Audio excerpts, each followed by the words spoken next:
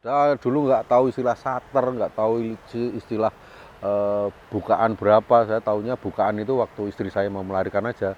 Terus semacam-macam, saya nggak tahu ISO itu, nggak tahu babat yang tahu apa segala macam. Akhirnya belajar sambil jalan.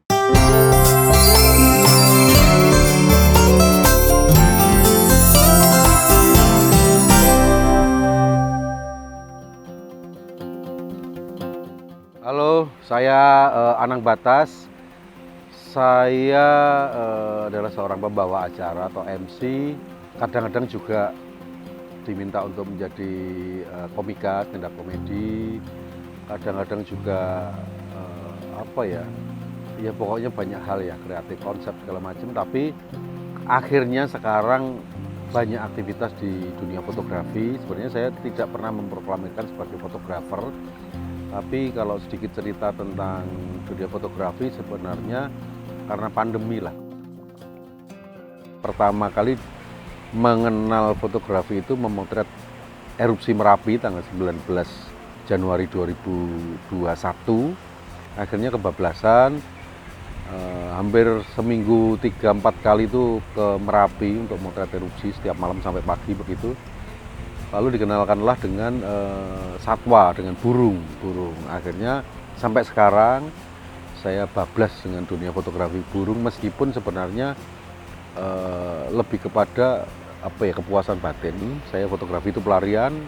Di saat itu lalu menemukan bahwa saya seperti berkontemplasi, meditasi. Menemukan sesuatu dengan foto itu.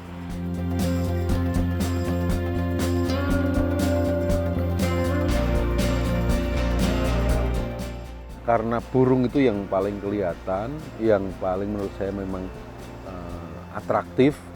Lalu burung juga yang banyak direspon orang, ditangkap, dipelihara di rumah. Yang habitat aslinya atau burung-burung endemi di situ sudah mulai langka segala macam, sehingga dari situ saya berpikir, kita nggak perlu memelihara di rumah saja, kita bisa menikmati kalau kita bisa menjaga si burung itu. Sehingga itulah alasan saya kenapa akhirnya saya berkutat yang fokus di burung.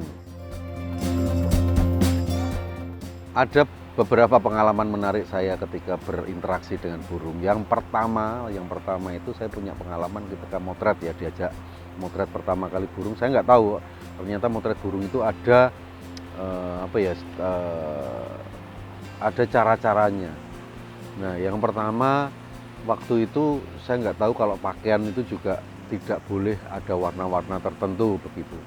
Saya motret bareng-bareng, nggak ada yang berani mengkritik waktu itu, diem aja, saya juga cuek-cuek aja. Baru setelah berapa bulan berikutnya itu jadi bahan bercandaan karena saya motret pakai kaosnya merah, kalau nggak salah pakai topi merah juga, dan itu burung pasti nggak akan datang karena dia takut dengan warna itu. Jadi dia lebih ke warna-warna alam, hijau itu. Satu. Yang kedua, waktu itu memotret burung pertama kali kan ada sekitar 10 orang. Saya nggak mau gabung sama mereka. Mereka, wah Mas Anang sombong gitu. Bukan sombong. Karena saya takut, karena saya nggak tahu cara motret itu gimana, nggak tahu. Jadi saya mojok sendiri sambil mikir, ini mencete piye, settingannya piye. Baru ada satu teman datang lihat di kamera saya, Mas nggak gini, oh oke. Makanya saya nggak mau mendekat. Nah, baru diajari. Efek dari saya suka motret burung akhirnya ketika sudah kerjaan mulai datang, itu yang agak repot. Bawaan saya kalau ada kerjaan luar kota pasti lebih banyak, karena harus bawa ransel tambahan, tripod, kamera. Yang pertama itu berat bawaannya. Yang kedua, pasti uang yang dibawa pulang lebih sedikit, karena ada hasil dari job selalu saya extend. Waktu ke Mandalika, Lombok, saya extend motret burung di sana. Akhirnya jadi kayak merasakan bahwa ya alhamdulillah lah saya sudah dapat kerjaan, tapi meskipun hasilnya dibawa pulang nggak sebanyak sebelumnya, tapi saya mendapatkan banyak oleh-oleh justru dari, meskipun dianggap mungkin sekedar gambar. Banyak teman-teman baru di dunia konservasi, para lokal hero yang menjaga burung, jenis-jenis burung juga mulai tahu. Buat saya banyak manfaatnya. berkenalan dengan burung, meskipun satu hal yang tidak pernah bisa saya lakukan itu adalah memotret burung dengan gaya selfie.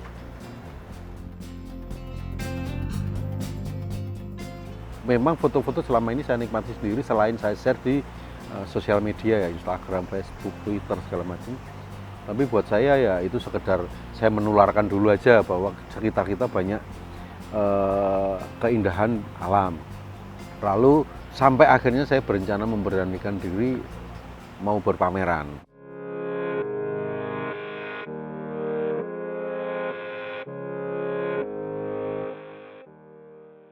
Saya kaget terus terang, Mas Anang motret gitu, karena selama ini saya kenal beliau itu sebagai seorang MC yang lucu, yang makanya kemarin begitu saya datang ke pameran ini, wah Mas Dap, iki kowe ketok lek nganggur iki tenan foto akeh tenan gojeki gitu. Tapi saya salut gitu dengan genre yang kemudian dia pilih ya, motret ada landscape, ada wildlife begini, birding terutama, karena saya sendiri motret birding itu nggak gampang gitu.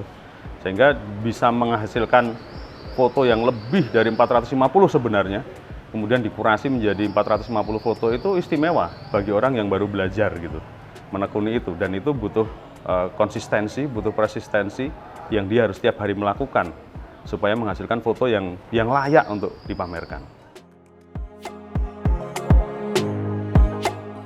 Pameran ini kan mengalir ya, maksudnya saya nggak memplanning step by stepnya, sehingga banyak improvisasinya, kepikiran aduh ini harus itu, yang itu nggak kepikirkan sebelumnya, sampai caption juga mepet, katalog akhirnya bikin e-katalog juga sementara segala macam, display tempat A belum kepikiran tempat B-nya seperti apa, mengalir pokoknya.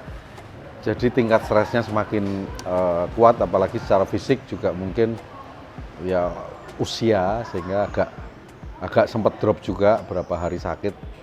Yang spesial buat saya hanya di prosesnya saja, sebanyak sudut pandang dari teman-teman senior yang memilih foto Mas Oblo, juga wawasan sangat luas, akhirnya membuka ruang mata saya bahwa foto itu tidak sekedar keindahan, tidak sekedar bahwa ini foto bagus, tapi ada cerita di balik foto itu maupun cerita dari foto itu. Artinya spesialnya bukan pada bentuk hasil karyanya, tapi bahwa akhirnya saya mendapatkan pelajaran banyak berharga spesialnya dari situ. Jadi ada masukan ini, masukan itu yang meskipun semuanya masih dalam konteks mendorong secara positif, belum menemukan, dan sebenarnya saya juga masih membutuhkan juga untuk yang enggak ini jelek. Tapi ternyata ya satu belum, yang kedua Oblo bilang itu foto itu nggak ada yang bagus dan jelek, semuanya bagus, tinggal yang beda adalah sudut pandang.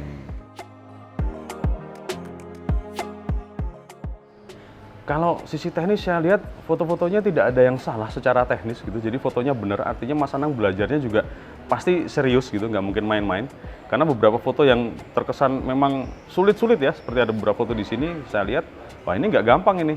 Saya yang motret udah lama aja gitu, kalau tidak menekuni dunia ini secara khusus gitu ya, itu belum tentu bisa.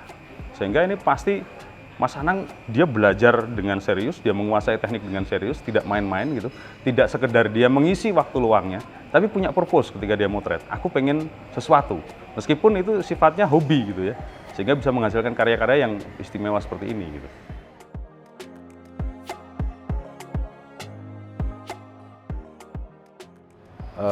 Dari foto-foto ini pun juga ada respon, oh setelah di sini akan dipamerkan di tempat lain yang tadinya saya nggak pernah memikirkan. Tiba-tiba ada ya relasi yang ya sudah habis ini di ini aja. Saya ya ayo, saya senang aja, karena daripada saya menyimpan 450 foto nggak tahu juga nyimpan di mana, ketika ada apresiasi yang lain ya saya sangat welcome. Termasuk pertanyaan kemarin itu, dijual enggak? Nah, saya kan tadinya nggak kepikiran bahwa ini pameran, ya saya nggak tahu apa dijual enggak. Tapi masukan teman-teman, ya enggak harus dijual, harus di ini supaya kan harus mengembalikan juga biaya produksi segala macam yang ternyata tidak terbayang, bergulir terus lumayan gede juga. Tapi apa ya? Ya biarkan aja lah dia objek-objek ini biarkan menjadi milik publik untuk diapresiasi, mau bernilai atau tidak itu urusan nanti lah.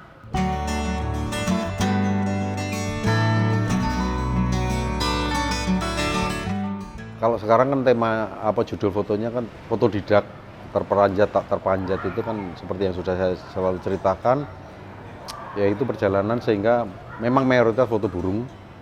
Nah, ke depan ya mungkin saya fokus dengan burung dulu. Makanya kalau di utak-utiknya sendiri ya sekarang fotodidak, besok mungkin fokus ke university yang benar-benar burung, dan ke depan mungkin judul yang lain lagi. Sesuai dengan perjalanan yang saya alami. Konsep display kan pakai tangga bambu. Ada filosofinya juga lah. Satu, bahwa tangga bambu, makanya saya kasih terpanjat tak terperanjat itu kan, saya menemukan dunia fotografi itu kan merasa saya punya punya langkah naik dari versi saya, sehingga ini terpanjat. Tapi saya nggak kaget, karena saya nggak punya target mulu-mulu, sehingga terpanjat tak terperanjat. Lalu bicara display tangga bambu tadi, itulah stepnya saya naik, dan saya nggak kemerungsung, sehingga kalau bahasa Jawa tangga bambu itu naik munggah ora oleh kesusu, naik mudun ora oleh gerusa-gerusu. Artinya semua ya harus dinikmati saja. Dan filosofi yang terakhir ketiga sebenarnya itu yang paling utama dengan tangga bambu itu, irit. Itu filosofi paling penting sebenarnya.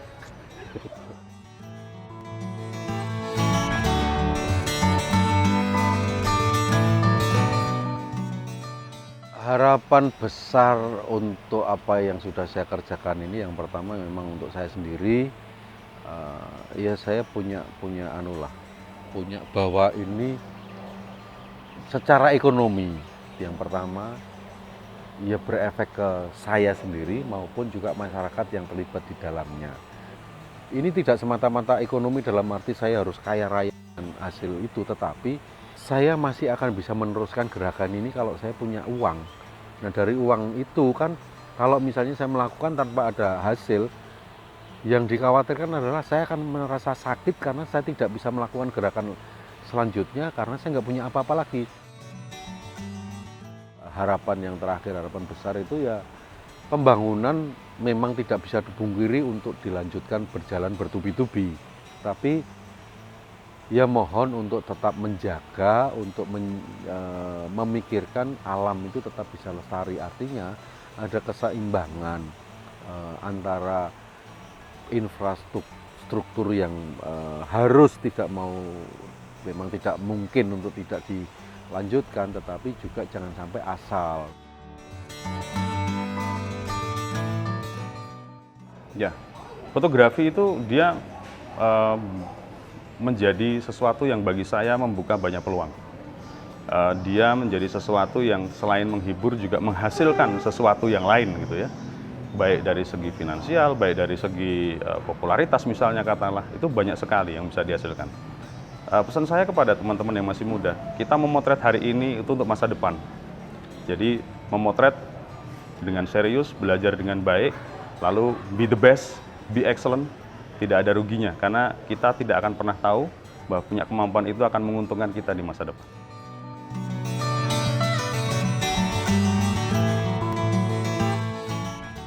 Berkarya itu bukan karena uang, tetapi uang itu karena kita berkarya. Saya alang batas. Iya.